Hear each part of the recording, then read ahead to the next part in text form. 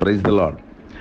என் ஆண்டவரும் இரட்சகருமாய் இருக்கிற இயேசு கிறிஸ்துவின் உன்னத நாமத்தில் அருமையான அன்பு தேவனுடைய பிள்ளைகள், பரிசுத்தவான்கள், உங்கள் யாவரையும் நான் வாழ்த்துகிறேன். கடந்த ஒரு 5 மாதங்களை கடந்து இப்பொழுது ஒரு 6வது மாதத்துக்குள் மிகவும் கிருபையாய் நம்முடைய ஆண்டவராகிய தேவன் நம்மை கொண்டு வந்திருக்கிறார். கடந்த மே மாதம் என்பது ஒரு மிக இக்கட்டான ஒரு மாதம். நம்மோடு கூட வாழ்ந்த அநேகமாயிரமான மனிதர்கள் இன்றைக்கு நம்மோடு கூட இல்லை. கர்த்தருடைய ஊழியக்காரர்கள், பரிசுத்தவான்கள் அநேகர் ஆண்டவருடைய ராஜ்யத்துக்குள்ளாக அவர்கள் எடுத்துக்கொள்ளப்பட்டு விட்டார்கள்.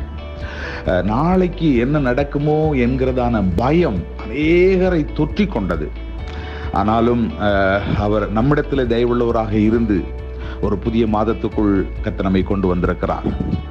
இந்த மாதத்திற்கான தேவனுடைய வார்த்தை, ஆண்டவர் என்னுடைய உள்ளத்தில் வைத்த வார்த்தை, எபிரேயருக்கு எழுதின நிருபம் அவருடைய 3ஆம் அதிகாரம் 14வது வசனம். நான் வாசிக்கிறேன். நம் ஆரம்பத்தில் கொண்ட நம்பிக்கையை முடிவு பரியந்தம் உறுதியாய் பற்றி கொண்டிருப்போம் ஆகில் கிறிஸ்து இயேசுவினிடத்தில் பங்குள்ளவர்களாக இருப்போம். எவ்வளவு ஒரு நம்பிக்கையான வார்த்தை! நாம் ஆரம்பத்தில் கொண்ட நம்பிக்கையை முடிவு பரியந்தம் உறுதியாய் பற்றி கொண்டிருப்போமானால் கிறிஸ்து இயேசுவினிடத்தில் நாம் பங்குள்ளவர்களாய் இருப்போம். கர்த்தருடைய ஊழியக்காரனாக இந்த புதிய மாதத்தில் எனக்கு உங்களிடத்தில் சொல்ல வேண்டிய காரியம், நீங்கள் ஆண்டவர் இயேசு கிறிஸ்துவிடத்தில் வைத்த அந்த நம்பிக்கையை உறுதியாக இந்த நாட்களில் நீங்கள் பற்றி கொள்ளுங்கள். ஹல்லேலூயா.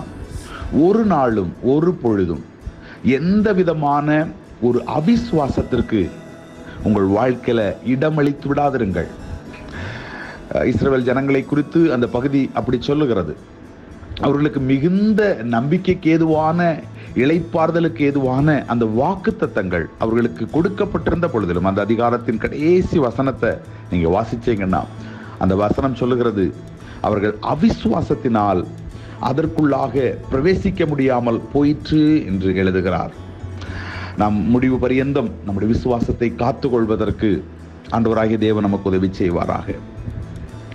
யோபு என்கிற அந்த பக்தன் தன்னுடைய வாழ்க்கையை குறித்து எழுதுகிற பொழுது அவருடைய 13ஆம் அதிகாரம் 15வது வசனத்திலே சொல்கிறான், அவர் என்னை கொன்று போட்டாலும் நான் அவரிடத்திலே நம்பிக்கையுடையவனாய் இருப்பேன் என்று சொல்லுகிறான். அநேக பாடுகளை, அநேக கஷ்டங்களை அவன் கடந்தது உண்மைதான். ஆனால் அவனை கர்த்தர் அப்படி விட்டு விடவில்லை, கொன்று போடவில்லை. ஹல்லேலூயா. காரணம், ஏசாயா தீர்க்கதரிசியிலே ஆண்டவர் அற்புதமாய் எழுதுகிறார். தன்னுடைய 26ஆம் அதிகாரத்தின் 3வது வசனத்தில், உம்மை உறுதியாய் பற்றி கொள்ளுகிற மனதை உடையவன் அவன் உண்மையே நம்பி இருக்கிறபடியினால் நீர் அவனை பூரண சமாதானத்தோடு காத்துக்கொள்வீர். ஹல்லேலூயா. கர்த்தர் நிச்சயமாக இந்த நாட்களிலே உங்கள் ஒவ்வொருவரையும் பூரண சமாதானத்தை தந்து காத்துக்கொள்வாராக என்று கர்த்தருடைய ஊழியக்காரனாக நான் உங்களை வாழ்த்துகிறேன். Praise God. அப்போஸ்தலர் 27வது அதிகாரத்தை நீங்கள் படித்து பார்த்தால் அங்கே பவுல் மேற்கொண்ட ஒரு கப்பல் பிரயாணத்தை நாம் பார்க்க முடியும். பவுல் மாத்திரமல்ல, ஏராளமான மனிதர்கள் அந்த கப்பலில் இருக்கிறாங்க. கப்பலுடைய மாலுமி இருக்கிறார்கள். அந்த கப்பலுக்கு அதிபதி, 100க்கு அதிபதியான அந்த கப்பலுக்கு சொந்தக்காரர் அந்த கப்பலில் இருக்கிறார்கள். பவுலோடு கூட சிறை பிடித்து கொண்ட அநேக சிறை கைதிகள் இருக்கிறார்கள். ஏறத்தாழ 276 பேர் அந்த கப்பலில் இருக்கிறாங்க. அந்த கப்பல் பிரயாணம் ஆபத்தானது என்பதை குறித்து பவுல் தீர்க்க தரிசனமாய் சொன்னாலும் அதை நம்புவதற்கு அந்த கப்பலினுடைய எஜமான் தயாராகவில்லை. ஆனால் என்ன நடந்தது என்று தெரியும் நமக்கு. அவனுடைய 14வது வசனம் சொல்லுது, யூரோ கிலிதோன் என்கிறதான அந்த கொடுங்காற்று, அந்த பயங்கர காற்று அந்த கப்பலை மோதிற்று. காற்று போகிற திசைக்கெல்லாம் அந்த கப்பல் என்ன செய்ததாம்? இழுத்து கொண்டு போனப்பட்டதாம். Price God. ஹல்லேலூயா. இன்றைக்கும் ஒரு கொடுங்காற்று நம்முடைய தேசத்தில் இன்றைக்கு வீசி கொண்டிருக்கிறது. பிரைஸ் காட், ஹல்லேலூயா.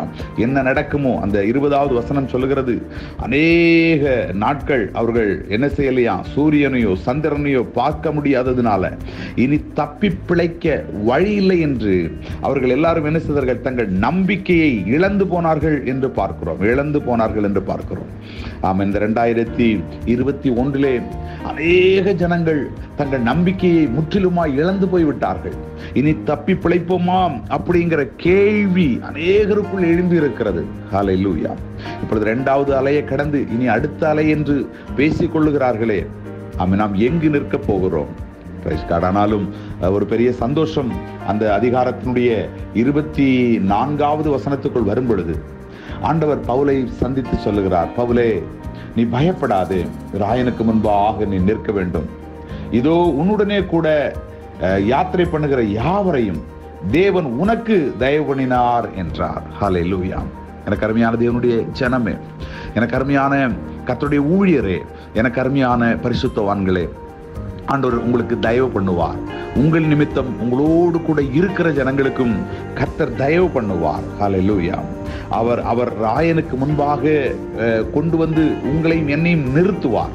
நான் இப்படி விசுவாசிக்கிறேன், நம்முடைய ராயன் நம்முடைய ஆண்டவர் ஆகியிருக்கிற இயேசு கிறிஸ்து தான். ஹல்லேலூயா. அவருக்கு முன்பாக உங்களையும் என்னையும் கொண்டு வந்து நிறுத்துவேன் என்பது அவருடைய மகா பெரிய வாக்கு தத்தம் இல்லையா? எபேசியர் 5:27 சொல்லி, கரைதிரையற்ற ஒரு மணவாட்டியாக உங்களை தமக்கு முன்பாக நிறுத்தி கொள்வதற்காக ஆண்டவராகிய இயேசு கிறிஸ்து தம்மை தாமே ஒப்பு கொடுத்திருக்கிறார் என்று அவருடைய வார்த்தை நமக்கு சொல்லுகிறது. ஆகவே நம்மை அவருக்கு முன்பாக நிறுத்துகிற அந்த தேவன் நிச்சயமாய் இந்த கப்பல் பிரயாணத்திலே அல்லது இந்த உலக இந்த பிரயாணத்திலே தேவன் உங்களுக்கும் எனக்கும் நிச்சயமாய் உதவி செய்வார். ஹல்லேலூயா. ஆனால் நீங்கள் சோர்ந்து போக வேண்டாம், அதனால் நீங்கள் பயந்து நிற்க வேண்டாம். ஆமென். நீங்கள் என்ன செய்யுங்கள், அந்த வசனம் சொல்லுகிறது 25 ஆனபடியால் மனுஷரே திடமனதாயிருங்கள், எனக்கு சொல்லப்பட்ட பிரகாரமாகவே நடக்கும் என்று தேவனிடத்தில் நான் நம்பிக்கையாயிருக்கிறேன். ஹல்லேலூயா. அப்போஸ்தலனாகிய பவுல் எவ்வளவு சூழ்நிலைகள் மாறுபட்ட பொழுதிலும் தேவனுடைய வாக்கு தத்தங்களை தன் இருதயத்துக்குள்ளே வைத்து, அவன் என்ன நடந்தாலும் பரவாயில்லை, எனக்கு என் ஆண்டவர் எனக்கு சொன்னபடியே நடக்கும் என்பதை நான் நம்பிக்கையோடு காத்திருக்கிறேன் என்று சொல்லுகிறார். ஹல்லேலூயா. உடைய சூழ்நிலைகள் இப்பொழுது முற்றிலும் மாறுபட்டு இருக்கலாம். அவன் எந்த நம்பிக்கைக்கும் வழி இல்லாத ஒரு இடத்துல நீங்கள் நிற்கலாம். ஆனால் உங்களுடைய இருதயம் சொல்ல வேண்டும், கர்த்தர் என்னிடத்திலே சொன்ன அந்த அவருடைய வாக்கு தத்தங்கள், அவருடைய வார்த்தைகள் நிறைவேறும் என்று நான் அவரிடத்திலே நம்பிக்கையாய் இருக்கிறேன் என்று ஒவ்வொரு நிமிஷமும் சொல்லிக்கொண்டே இருங்கள். நிச்சயமாக கர்த்தர் உங்களை நடத்துவார். ஹல்லேலூயா. ஆனாலும் அந்த அதிகாரத்தின் கீழே நீங்கள் படித்து பார்த்தால் 26வது வசனத்திலே அவன் சொல்லுகிறார், ஆகிலும் நாம் ஒரு தீவிலே விழ வேண்டியதாக இருக்கும் என்றும் சொல்லுகிறார். சில நேரங்களில் இந்த உலகத்தில் இனியும் சில பாடுகள் இருக்கலாம், சில பிரச்சனைகள் இருக்கலாம், சில தீவில் விழ வேண்டியதாக இருக்கலாம், சில கண்ணீருக்குள் விழ வேண்டியதாக இருக்கலாம். ஆனால் இந்த 34வது வசனத்திலே சொல்லுகிற பொழுது சொல்லுகிறான், ஆமென், உங்கள் தலையிலிருந்து ஒரு மயிரும் விழவே விழாது. எத்தனை ஒரு உறுதியான வாக்குத்தத்தம். ஹல்லேலூயா. ஆண்டவர் இன்றைக்கு நிச்சயமாய் உங்களை நடத்துவார். கப்பல் ஒருவேளை முற்றிலுமாய் உடைந்து சேதப்பட்டாலும் அந்த கடல்ல நீந்தி கடந்து ஆமென் அவர் நிச்சயமாக தமக்கு முன்பாக உங்களையும் என்னையும் கொண்டு வந்து நிறுத்துவார். அதனாலதான் இன்றைக்கு பரிசுத்த ஆவியானவர் சொல்லுகிறார், மிகுந்த நம்பிக்கைக்கு ஏதுவான ஆமென் உங்கள் விசுவாசத்தை நீங்கள் ஒரு காலம் விட்டு விடாதிருங்கள். ஆரம்பத்திலே நீங்கள் கிறிஸ்துவிடத்திலே கொண்ட அந்த நம்பிக்கையை நீங்கள் இறுதி நாள் மட்டும் பற்றி பிடித்துக் கொள்ளுங்கள். நம்முடைய தேவன் அழைத்த கர்த்தர் அவர் உண்மையுள்ள ஒரு தேவன். அவர் நிச்சயமாய் நடத்துவார். இந்த தேவன் என்றென்றைக்கும் உள்ள சதா காலங்களிலுமான நம்முடைய தேவன். அவர் மரண பரியந்தம் நம்மை நடத்துவார். ஹல்லேலூயா. இந்த புதிய மாதத்திலேயும் ஆமென் ஆண்டவர் மேல் வைத்திருக்கிற அந்த நம்பிக்கையும் உறுதியாய் பற்றி பிடித்துக் கொள்ளுங்கள். கர்த்தர் உங்களை நடத்துவார், உங்கள் குடும்பங்களை நடத்துவார், உங்கள் பிள்ளைகளை நடத்துவார். ஆமென். உங்களுடைய எல்லா எதிர்பார்ப்புகளுக்கு மேலாக ஆமென் தேவன் இந்த கப்பல் பிரயாணத்தை ஆமென் இந்த விசுவாச பிரயாணத்தை கர்த்தர் பாதுகாத்து நடத்துவார். கர்த்தருடைய நாமத்தினாலே நான் உங்களை வாழ்த்துகிறேன். சில நிமிஷங்கள் ஆமென் நாம் ஜெபிப்பதற்காக நம்முடைய தலைகளை தாழ்த்திக் கொள்வோம். நன்றி ஆண்டவரே, நன்றி தகப்பனே, ஸ்தோத்திரம். இப்பொழுது எங்கள் நம்பிக்கைகள் ஒவ்வொரு நாளும் அற்று போகிற ஒரு சூழ்நிலைகளுக்குள்ளே இருந்தாலும் அவன் தேவன் எங்களுக்குள் வைத்த அந்த வாக்குத்தத்தங்களை உறுதியாய் நம்பிக்கொண்டு அவன் உமக்கு முன்பாக நிற்கிற வரைக்கும் இந்த பிரயாணத்திலே நீர் எங்களை நடத்துவீர் என்கிற முழு நம்பிக்கையோடு ஓடி வருவதற்கு எங்கள் ஒவ்வொருவருக்கும் நீர் உதவி செய்வீராக என்று நான் ஜெபிக்கிறேன். இந்த புதிய மாதம் ஒரு ஆசீர்வாதத்தின் மாதமாய், ஒரு கிருபையின் மாதமாய் இருப்பதாக ஆண்டவரே. ஹல்லேலூயா. ஆண்டவர் ஒவ்வொருவருக்காக, ஒவ்வொரு குடும்பங்களுக்காக, ஒவ்வொரு பிள்ளைகளுக்காக நான் கண்ணீரோடு உம்முடைய சமூகத்தில் ஜெபிக்கிறேன். என் கர்த்தர் ஆசீர்வதிப்பீராக அப்பா. ஒருவர் கூட தங்களுடைய நம்பிக்கையை அவர்கள் இழந்து போகக்கூடாது. அவர்கள் கிறிஸ்துவிடத்திலே அந்த கொண்டிருந்த அந்த நம்பிக்கையை உறுதியாய் பற்றி கொள்ளத்தக்கதாக கர்த்தர் உதவி செய்வீராக. யோபுவை போல அவர்கள் அந்த நம்பிக்கையில உறுதியாய் இருப்பதற்கு உதவி செய்வீராக. பிசாசானவன் எத்தனை சோதனைகளை அனுமதித்தாலும், எத்தனை பாடுகளை அனுபவித்தாலும் அவன் மேலே ஜெயம் எடுக்கத்தக்கதாக, அந்த நம்பிக்கையை உறுதியாய் பற்றி பிடித்துக் கொள்ளத்தக்கதாக கர்த்தர் ஒரு கிருபைகளை என் தேவ பிள்ளைகளுக்கு அதிகமாய் தந்தரள வேண்டும் என்று நான் ஆசீர்வதிக்கிறேன். இந்த மாதம் உம்முடைய வலக்கரத்தினால் ஒவ்வொருவரையும் நடத்தும். சமாதானத்தின் தேவன் ஒவ்வொருவரையும் ஆசீர்வதியும். சபையாக எங்களை தாழ்த்துகிறோம். அன்று மீண்டும் நாங்கள் ஒருமித்து ஒன்று சேர்ந்து உம்முடைய சமூகத்தில் வந்து ஆராதிக்கிற காலங்களை, நாட்களை எங்களுக்கு திரும்ப தாரும் அப்பா.